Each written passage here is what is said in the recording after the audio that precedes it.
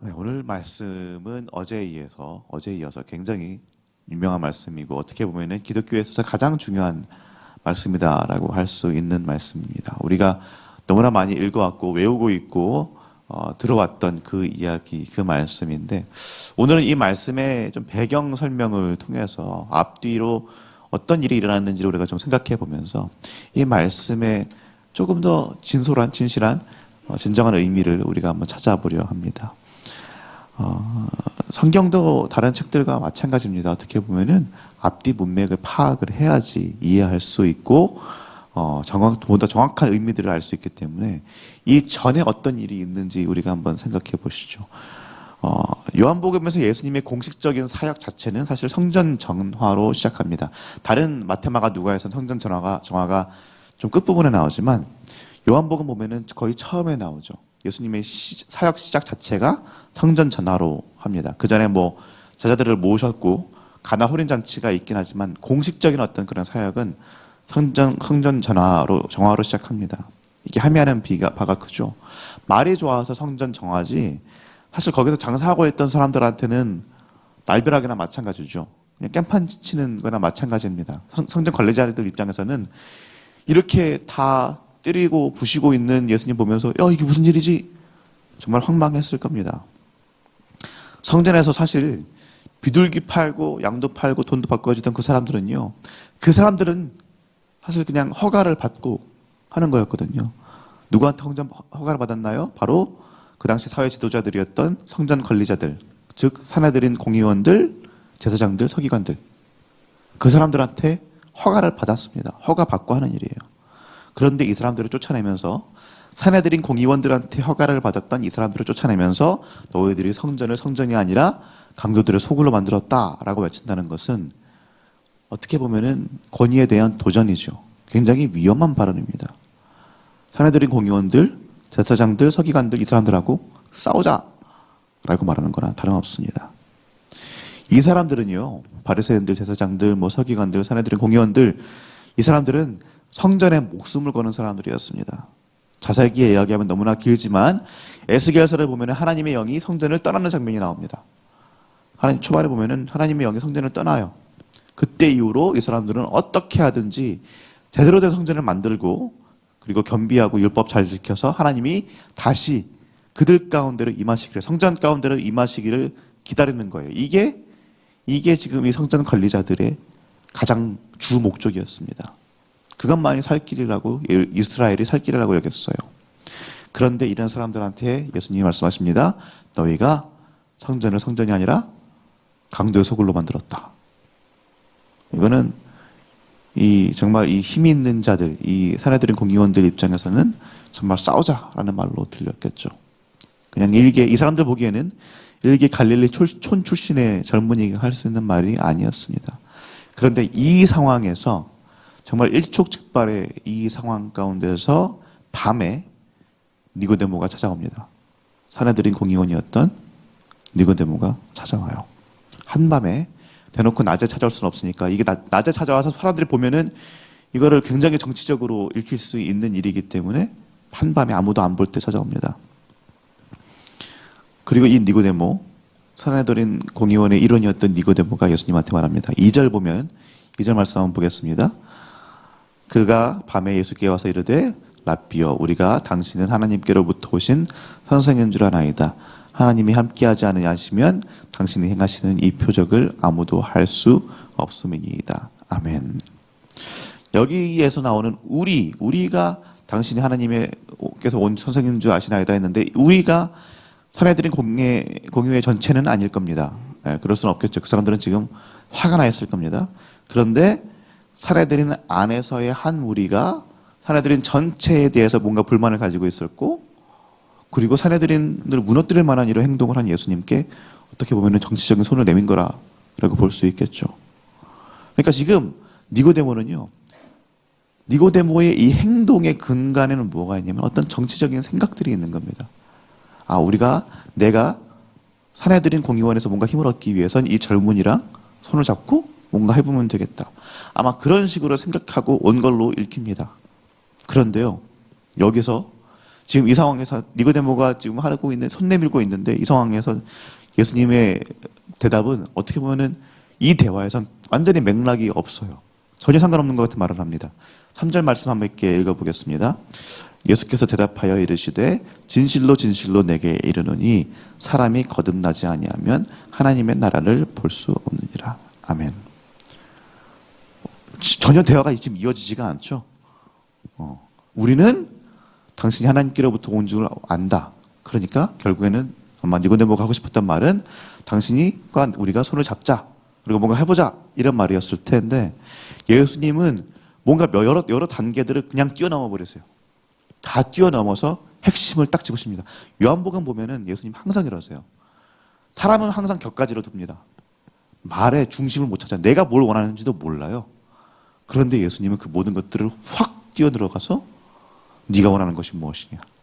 그렇게 질문하시고 문제의 핵심을 딱 짚어버리십니다. 그런데 그 예수님의 이 속도에 사람들은 반응을 하지 못하죠. 어떻게 해야 될지 몰라요. 이게 무슨 일이지? 그런 장면들이 항상 나옵니다. 니고데모가 하려고 했던 여러 가지 정치적 공작들, 그런 대화들, 언어들 다 뛰어넘으시고요. 한 번에 니고데모를 비롯한 모든 유대인들, 특히나 이 사내들의 공의원들, 이 사람들이 가지고 있던 어떤 그 열망, 정치적인 것들 그 이전에 있던 가장 중심에 있던 그 열망을 딱 짚으시는 거예요. 거기에 파고드는 겁니다. 하나님의 나라. 하나님의 나라. 하나님이 다시 오셔서 이 땅에 임할 하나님의 나라. 그거를 딱 짚으시는 거예요. 그리고 지금 무슨 말씀 하시는 겁니까? 하나님의 나라가 하나님이 성전에 계시는 게 아니고 성전에 계시는 게 아니다. 하나님의 나라는 거듭나야 볼 수 있다. 라고 말씀하시는 겁니다. 3절 말씀 거듭나다라는 말이 영어로 하면은 born again인데 그러니까 다시 태어나다라는 말인데요. 사실 이 again이라는 말에 해당되는 다시라는 말에 해당되는 단어 이 헬라어 아노산이라는 단어는요. 사실 다시라는 말보다는 위로부터라는 말에 더 어울리는 단어입니다. 다른 곳들 보면은요. 이것이 다시라는 말로 사용되지 않고 위로부터라는 말로 더 사용이 됩니다. 즉 무슨 말이냐? 하늘로부터 나지 않으면 하나님의 나라를 볼 수 없다라는 말이에요. 나중에 이제 3장을 한번 쫙 읽어보시면은요. 하늘로부터라고 해석을 하시면은 위로부터라고 해석을 하시면 더 뭔가 문맥이 맞는다는 것을 아실 겁니다. 이 말씀 무슨 말일까요? 결국에는요. 너희들 중 누구도 하나님의 나라 볼 수 없어. 이 얘기입니다.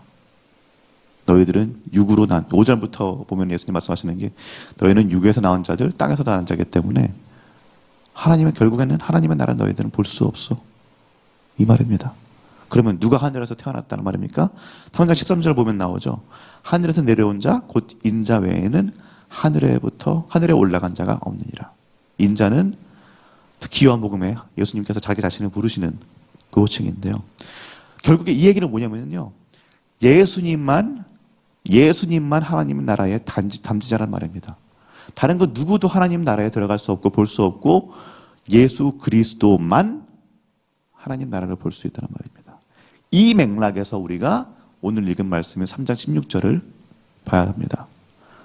하나님의 세상을 이처럼 사랑하사 독생자를 주셨으니 이는 그를 믿는 자마다 멸망하지 않고 영생을 얻게 하려 함이라. 영생을 얻게 하려 함이라. 하나님의 나라, 그 영생의 나라, 그 자리를 볼 수 있고 그 자리에 담지자는요, 예수님밖에 없어요. 그러니까 지금 이 3장 말씀이 뭐냐면요, 하나님의 나라는 바리새인들, 이 사내들의 공의원들이 원하듯이 성전을 지지고 볶아서 어떻게 해서 만들어서 그렇게 해서 오는 것이 아니고요. 우리가 무슨 열심을 하고 노력을 해가지고 우리가 얻어낼 수 있는 것이 아니고요. 오직 예수 그리스도만 이 하나님 나라의 담지자고요. 그분을 믿을 때 다른 것 같던 것이 아니라 우리가 그냥 예수 그리스도 그분을 믿을 때 하나님의 나라가 임한다는 말입니다. 근데 이 말은 영생이라는 것이 하나님의 나라를 믿을 때, 예수 그리스도를 믿을 때 우리한테 그냥 주어지는 그런 것이라는 말이 아니고요. 하늘에서 오신 분, 예수 그리스도, 영생을 가지신 분, 그분을 믿을 때 우리가 그분의 영생에 덧대어진다는 말입니다. 덧대어진다는 말이에요. 요한복음 15장 굉장히 핵심적인 말씀이죠. 포도나무 가지 비유. 이 말씀을 생각해 보십시오. 결국엔 뭘까요?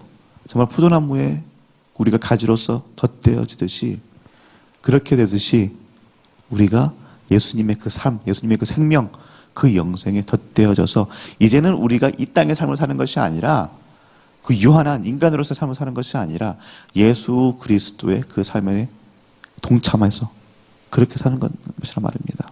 그 의미에서 우리가 17절을 생각을 해야 돼요. 우리가 예수를 믿지 않는다는 것은요, 그 자체로 이미 심판받은 것과 마찬가지라는 말입니다.